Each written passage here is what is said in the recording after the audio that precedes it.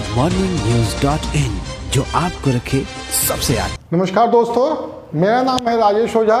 मेरी बाईं ओर हैं विनय जी और दाईं ओर हैं राजेश जी, सीनियर पत्रकार हैं। हम लोग एक बार फिर आपके साथ उपस्थित हैं एक नए मुद्दे को लेकर। मुद्दा बहुत साफ है। आज हमारे आपके साथ चर्चा करेंगे दो मुद्दों पर। पहला, कांग्रेस पर वार क्यों। दूसरा, नीतीश का 16 को शपथ ग्रहण और उसके पीछे उसके अंदर के कहानियों पर। विनय जी, सबसे पहला सवाल आपसे है कि कांग्रेस पर वार क्यों हो रहा है बार बार। सब लोग कांग्रेस को क्यों बोल रहा है कि उसी को वही दोषी है जिससे चलते सरकार नहीं बनी। और यहाँ एक चीज़ और है कि कांग्रेस के अंदर तो कलह मचा ही हुआ है, सिर्फ फ्लोवर हो ही रहा है। बाहर के लोग भी कांग्रेस को ही दोषी ठहरा रहे हैं, केसी त्यागी हो या जीतन राम मांझी। देखिए, महागठबंधन की सरकार नहीं बनने के पीछे सबसे बड़ा कारण कांग्रेस तो है ही, इसमें कोई दो मत नहीं है। क्योंकि जितनी सीटों पर लड़ी वो उसके मुकाबले बहुत कम जीती। 70 सीटों पर लड़ी और केवल 19 ही जीत पाई। इसीलिए कांग्रेस तो जिम्मेदार है। अब सवाल है कि कांग्रेस जिम्मेदार है तो इसके लिए केसी त्यागी को खुश होने की बजाय, वो तो खुश है ही, वो उनकी सिंपैथी क्यों कांग्रेस के प्रति है। वो क्यों कह रहे हैं कि कांग्रेस महागठबंधन के प्रति है, कि कांग्रेस के चलते महागठबंधन की सरकार नहीं बनी। महागठबंधन की नहीं बनी इसीलिए आपकी बन रही है, आप खुश होइए। देखिए, कांग्रेस में कुछ अंदर से गड़बड़ तो है ही। जिस दिन चुनाव परिणाम घोषित हुआ उसी दिन हम लोगों ने एक तस्वीर भी छापी थी कि कांग्रेस के कार्यकर्ता उस दिन भी बैनर लेकर के प्रदर्शन कर रहे हैं। उस पर लिखा हुआ है टिकट बेचना बंद करो, ये उस पर लिखा हुआ था। मैं अपनी ओर से नहीं कर रहा हूँ, कांग्रेस के कार्यकर्ता ये आरोप लगाते रहे हैं। टिकट बांटने में क्या हुआ, किस तरह से कर रहे हैं, क्यों उनके प्रत्याशी इतने हार रहे हैं। टिकट बेचना बंद करो, कांग्रेस के जो कार्यकर्ता हैं वो आरोप लगा रहे हैं और मदन मोहन झा से इस्तीफा मांग रहे हैं। जी, ये बात सही है, लेकिन इसमें कहीं ना कहीं टिकट देने में हर पार्टियों ने कुछ ना कुछ खेल किया है। ये कांग्रेस में कुछ ज़्यादा ऐसा कुछ हुआ है जिसको लेकर के उसके कार्यकर्ता भी नाराज हैं और इसको लेकर के स्लोगन्स भी गढ़े जा रहे हैं। राजेश जी और विनय जी, मेरे पास एक सूचना है। कांग्रेस के एक सीनियर नेता से हमारी बात हो रही थी। उन्होंने जो सूचना दी है वो सूचना मैं आप लोगों के साथ शेयर करना चाहता हूँ कि कांग्रेस ने चुनाव से पहले, माने हम ये बात कर रहे हैं आपकी जून जुलाई की बात रही होगी कि कांग्रेस ने एक कमेटी बनाई थी प्रदेश स्तर पर, जो कि जिला में जाकर, विधानसभा में जाकर उन प्रत्याशियों का चयन करेगी जो कि यहाँ पर चुनाव लड़ेंगे। ठीक है, तो ये जो चुनाव लड़ने की बात थी, तो इसके लिए प्रदेश कांग्रेस कमेटी ने गठन किया। उसके बाद कोरोना और ये सब का प्रॉब्लम था, तो कमेटी काम की, लेकिन वहाँ से चयन करके लाई और चयन कमेटी दे दी।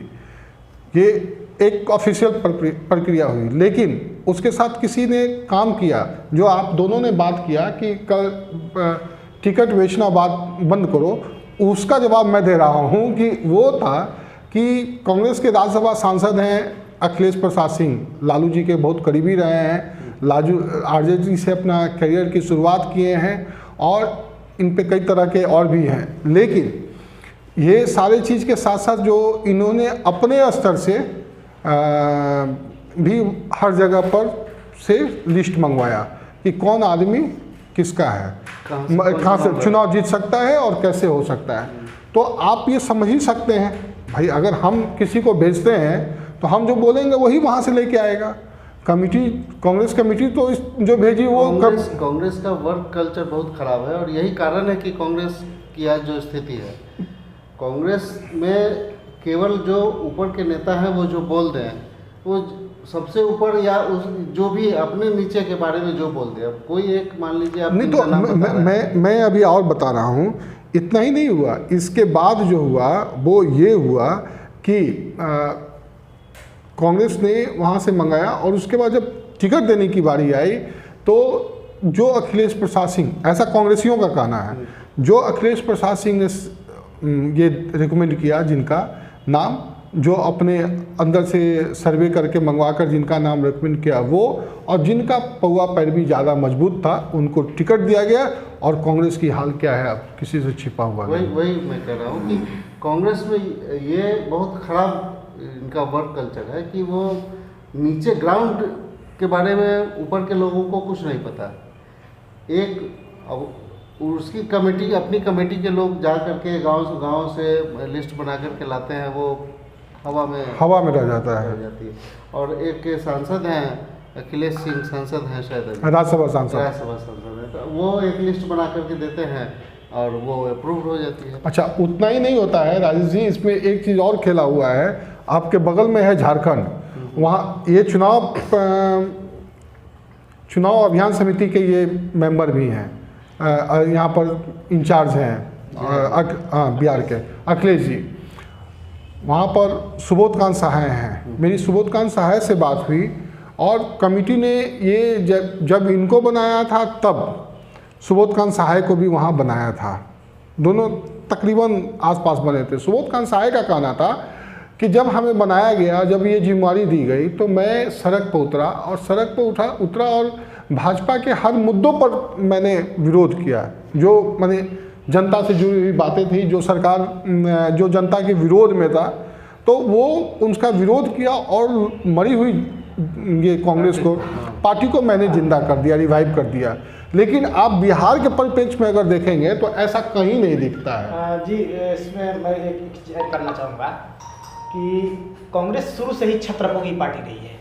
वो हर इलाके में अपने एक छत्र रखती है और उनकी ज़्यादा वहाँ चलती है, वो बनिस्बत इसके कि उसकी जो वर्किंग कमेटी जो है या उसका जो नीचे से जो कार्यकर्ताओं तक जो बात उठती है उसको पहुंचाने के लिए छत्रपों की बात कांग्रेस नेतृत्व ज़्यादा पहुंचती है। आप पहले भी देखे होंगे कांग्रेस ने इतने सालों तक राज किया, उनके हर देश के हर इलाके में कोई ना कोई छत्रप, सिंधिया रहे हों चाहे जितने राजघराने पहले तो उनके छत्रप हुआ करते थे।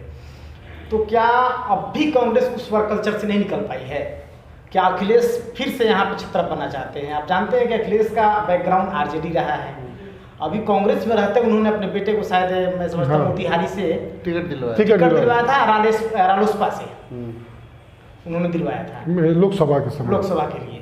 तो क्या कांग्रेस को तब भी उनके समर्पण पे भरोसा है कि मतलब कि पार्टी को क्या दिख नहीं रहा है कि उनका पार्टी के प्रति समर्पण उनका नहीं है या पार्टी के प्रति एकांतिक नहीं है? कहीं बेटे के इधर दौड़ते हैं, कहीं उधर दौड़ते हैं। तो कांग्रेस नेतृत्व का फेल्योर है। और आज तारिक अनवर ने तो इसका खुल के विरोध किया। तारिक अनवर भी बहुत कांग्रेसी अभी नहीं कर सकते हैं, अभी हाल ही में कांग्रेसी आए हैं, लेकिन उन्होंने तो खुल के विरोध किया। तो कांग्रेस की जिम्मेवारी जिसके पास थी, प्रेमचंद मिश्रा, बताएं प्रेमचंद मिश्रा कि कब आए रोड पर, किस मुद्दे पर आए? अब कांग्रेस का कल्चर हो गया है कि ड्राइंग रूम पॉलिटिक्स। कांग्रेस का मतलब drawing room politics, nothing at alls. और जबकि दूसरी पार्टियां जो है, आरजेडी को कहिए या जो कुछ कहिए, वो सारा कुछ माने करती है, सड़क पर भी आती है। जहाँ अब अभी कई जगह माने इसी में देख लीजिए, कई जगह उसके अगर टिकट पे गड़बड़ी हुई है काउंटिंग में, तो सड़क पर उतर कर हंगामा करें। कांग्रेसी चुपचाप बैठे हुए हैं। तो ये कांग्रेस का इस तरह से पतन होना देश के लिए नुकसान है। और कांग्रेस के पतन के चलते ही आप देखिए कि हर जगह क्षेत्रीय पार्टी का उभरी है। हाँ, और एक मजबूत विपक्ष का होना, या जो जिसके बारे में कभी लोग उम्मीद करें कि ये पक्ष में भी आ सकता है, ऐसा कुछ दिख नहीं रहा है। और ये बड़ा देश के लिए दुर्भाग्यपूर्ण है। नहीं, लेकिन बिहार में तो इस बार विपक्ष बहुत मजबूत है, अगर सबको मिला के देखेगा तो। ठीक है, बिहार में सिंगल पार्टी में नहीं है, मन गठबंधन में ही है, लेकिन बिहार में इस बार विपक्ष मजबूत है। लेकिन कांग्रेस खुद कांग्रेस तो खत्म हो गई है, होना जरूरी है। कांग्रेस तो बिहार में खत्म हो गई। और कांग्रेस में बिहार में खत्म होने के पीछे हम लोग तो झारखंड में भी रहे हैं लंबे समय तक, करीब 10 साल तक हम लोग रिपोर्टिंग किए हैं साथ में झारखंड में। आपको याद होगा उस समय कांग्रेस की हालत वही थी जो यहाँ पर बिहार में है, तकरीबन कोई पूछने वाला नहीं था। लेकिन आज जितना कमबैक हुआ है, थैंक्स टू सुबोधकांत सहाय और कांग्रेसी वहाँ के जो लोग हैं। अब यदि कांग्रेस कार्यकर्ताओं के इन आरोपों में यदि सच्चाई है, और खासकर जो आज तारिक अनवर का जो बयान आया है कि हम जिलाध्यक्षों को बुलाएंगे, उनसे बात करेंगे और उसके बाद हम नेतृत्व को अवगत कराएंगे, तो यदि उसमें का जिलाध्यक्ष यदि आएंगे और यदि उनको ओवरलुक करके और अखिलेश सिंह यदि सुप्रीम यहाँ हुए हैं, तो ये रिपोर्ट तो नेतृत्व के पास जाएगी। अब देखना हो कि आला कमान वहाँ क्या निर्णय लेता है। कहाँ आला कमान तो कहीं कुछ लेता ही नहीं है ना। ये रिपोर्ट नेतृत्व तक जाएगी, मुझे इसमें भी संदेह है। आपको याद होगा कि वो सिंधिया और पायलट ये दोनों भी कह चुके हैं कि वो मेरी मुलाकात करने का समय नहीं मिलता है, नहीं मिलता। तो जब उतने बड़े बड़े नेताओं को समय नहीं मिलता है, तारिक अनवर पहुंचा पाएंगे, बात पहुंचाएं अच्छी बात है, लेकिन पहुंचा पाएंगे इसमें मुझे संदेह है। जी। तो एक तो ये कांग्रेस का पतन है, लेकिन इस पर केसी त्यागी का चुटकी लेना वो समझ में नहीं आया। इसको आप किस रूप में देखते हैं राजेश जी, कि जिसका अपना ही घर उजड़ गया हो दूसरे पर चुटकी ले रहा है।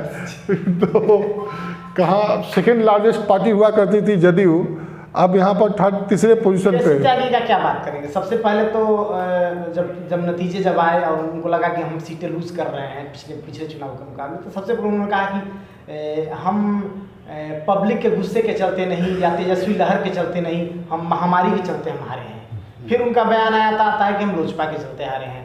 अब केसी त्यागी बयान दे रहे हैं कि कांग्रेस हार गई, तो ये तो बेतुका टाइप का बयान है कोई। और मैंने कांग्रेस केसी त्यागी के बयानों का कोई मतलब नहीं। मैं इस परिप्रेक्ष्य में समझ नहीं आ रहा कि आप कहना क्या चाह रहे हैं, कहना क्या चाह रहे हैं। बयान का कोई मतलब नहीं। लेकिन मांझी ने ऑफर दिया है कांग्रेसियों को कि आ जाइए मेरे साथ जदयू में मिल जाइए, मंत्री बना देंगे। उसमें आज तारिक अनवर के बात में तारिक अनवर के प्रेस कॉन्फ्रेंस में एक बात एक आरोप उन्होंने और लगाया कि ओवैसी जो है भाजपा की बी टीम है, और ओवैसी को ही कहीं ना कहीं अपनी झाड़ के लिए जिम्मेदार ठहराया उन्होंने कि वो आया और शायद वो मुसलमानों को वोट अपना ले लिए, क्या किए। नहीं देखिए, उसके चलते उसके दिन उसका वो तो खैर ठीक है, ओवैसी ने वहाँ पर अपना प्रभुत्व कायम किया, लेकिन देखिए सीमांचल के नेता हैं ये तारिक अनवर, कटिहार से जीतते रहे हैं और उनका ही क्षेत्र में सबसे ज़्यादा पराजय का सामना करना पड़ा कांग्रेस को। तो वो तो अपने बचने के लिए एक्सक्यूज दे रहे हैं कि भाई हम। लेकिन एक बात है कि ओवैसी जितना बढ़ेंगे बिहार में, फायदा इसका भाजपा को ही होगा। हाँ, इसमें कोई संदेह नहीं। तो भाजपा जो विपक्ष का आरोप है भाजपा की बी टीम है, तो अगर भाजपा की बी टीम है तो उसी के लिए है, उसी को फायदा पहुंचाएगी वो। नहीं तो लेकिन बाद में ये अगर तारिक अनवर को पता है कि वो भाजपा की बी टीम है, तो वो बनाए अपनी बी टीम, बनाए किसी को। हाँ। जो भाजपा को नुकसान करे, भाजपा को नुकसान करे। भाजपा ने इस मामले में एक बढ़िया काम किया जो मेरी समझ में है, वो ये है कि अपने आप को खड़ा किया, और खड़ा करने के लिए उसने कई बी टीम खड़ा कर दी है। क्या मेरी बात से आप लोग सहमत हैं? मैं नाम नहीं लूंगा कि कौन किसका है।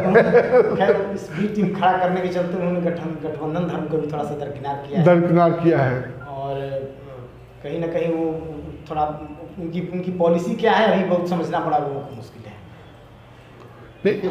लेकिन आप ये सोच लीजिए कि क्या लोजपा भाजपा की बी टीम नहीं है? सर जदयू को नुकसान कर गए ना, तो जदयू को नुकसान करके तुम चाहते थे आपको राजनीतिक नुकसान करना, राजनीतिक हलकों में तो ये चर्चा है कि वो उनके लिए काम किए, ठीक है। तो और वो चूंकि भाजपा गठबंधन धर्म का माने ऑन पेपर ये कर रही थी, तो हम लोग को लगता है कि ये उनके लिए बी टीम का काम किया और भाजपा मजबूत हो गई। जब हम जब फील्डिंग करते हैं या बैटिंग करते हैं, तो अब किसको चोट लग रहा है इससे हमको थोड़ी मतलब है, विनर हम होंगे बस। ये एक नैतिकता का तकाजा है जिसको गठबंधन धर्म राजनीति में कहा जाता है। हालांकि ऐसा कुछ होता नहीं, सब अपनी पार्टी के फायदे देखते हैं। जैसे मान लीजिए दो लकीरें हैं, एक ये लंबी है, एक ये थोड़ी सी छोटी है। तो इससे यदि आपको लंबा होना तो आपको लंबा होना है, उसका आप आधा मिटा दीजिएगा। ये कोई तो जब तक वो मिटेगा नहीं तो हम आगे बढ़ेंगे कैसे? नहीं, मिटाना आसान है, आगे बढ़ना कठिन है। आपने उसको मिटाया, आपने आगे नहीं, आप आगे नहीं बढ़ने को। सर एग्जाम में पास करना मेहनत के बल पर ज़्यादा तकलीफदायक है, और लालू राज में जो होता था वो ज़्यादा आसान था। नीतीश राज में भी हुआ है। हाँ, नीतीश राज में भी हुआ। अगर लोजपा वाली जो बात आप कह रहे हैं, इसका नुकसान पूरे गठबंधन को हुआ। अब आप देखिए कि 125 सीट ही मात्र है, 4 सीट हम और 4 सीट वीआईपी। अभी की स्थिति में हम और वीआईपी जो कुछ भी कहेगी दोनों पार्टी, इनको मानना पड़ेगा, हाँ, सुनना पड़ेगा। यस, ऐसा नहीं कि दरकिनार कर सकते हैं। तो ये नुकसान लोजपा के चलते हुआ। हाँ। लोजपा को भाजपा ने खड़ा किया, तो भाजपा समझे कि अपने पैर में कुल्हाड़ी मारी। शुरू से कह रहे हैं कि खुद के पैर अच्छा, में कुल्हाड़ी मार आपको रही है। आप देख लीजिए कि अगर वहाँ पर लोजपा नहीं रहती राघोपुर में, तो क्या ये इनका जितना आसान था? तब कंटेस्ट समीकरण थोड़ा सा अलग हो सकता थोड़ा सा है। ये होता कि मतलब नेक टू मार्जिन नेक- कम होता, नेक टू नेक फाइट होता। 36,000 वोट से करीब जीते हैं वो। ठीक है, लोजपा को 37,000 37, लोजपा को वहाँ पर 18,000 उसको लोजपा को है। थोड़ा सा नेक टू नेक फाइट हो सकता था। हाँ, तो 18,000 वोट मान लीजिए ये हो सकता है कि इनको वो वोट तो मिलता बीजेपी को, हाँ। प्लस कुछ और अगर उनका तोड़ पाते तो ज़्यादा बढ़िया फाइट वो। थोड़ा टफ होता। मतलब ऐसे कई जगह हैं, जैसे आप हम लोग जय कुमार सिंह का जो मंत्री है दिनारा से राजेंद्र सिंह जाना। हाँ, तो वो जो है आप देख लीजिए, राजेंद्र सिंह का वहाँ जाने से राजेंद्र सिंह तो हार ही गए, लेकिन जदयू के प्रत्याशी को भी हरवाया उन्होंने। तीसरे स्थान पे तीसरे- पीछे उनका वोट रहा, तब जहाँ इनका वोट लगभग 61,000 के आसपास रहा, और वही पे 69,000 के आसपास राजद कैंडिडेट का रहा। 9,000 का फासला रहा उन लोगों में, लेकिन 40,000 से भी नीचे जय कुमार सिंह गए। यदि ये उनका वोट, यदि वो जेडीयू और इनका जो राजेंद्र सिंह का वोट कैलकुलेट होता, तो वहाँ पे 1 लाख से ऊपर मार किया होता इनका, लेकिन वैसा नहीं हुआ। तो ये कुछ पहलू है। अच्छा, इस बीच में एक थोड़ी अपडेट कर दूं आपको।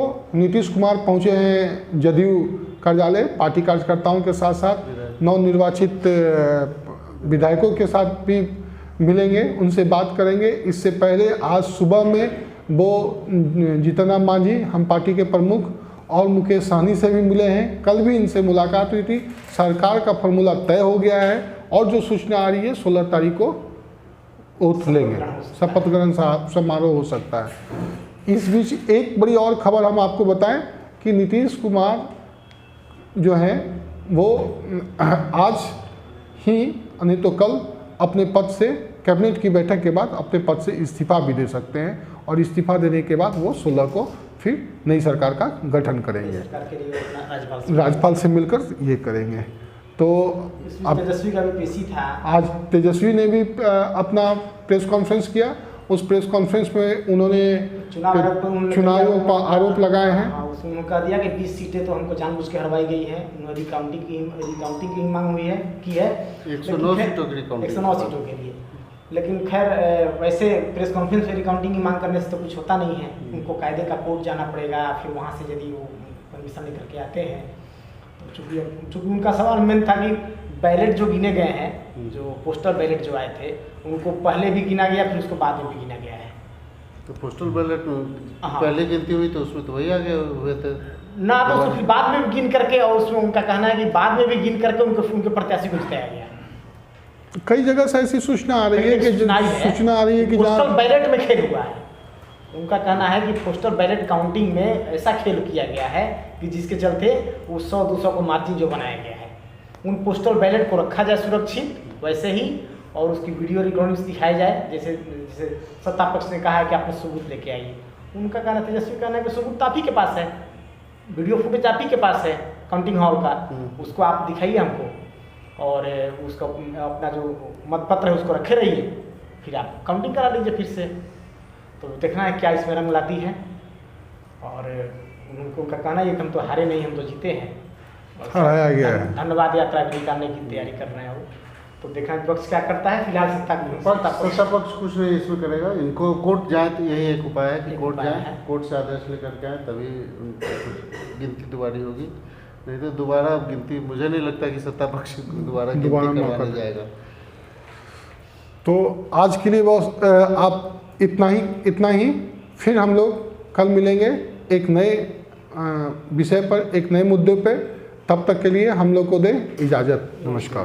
गुड मॉर्निंग न्यूज़.in, जो आपको रखे सबसे आगे।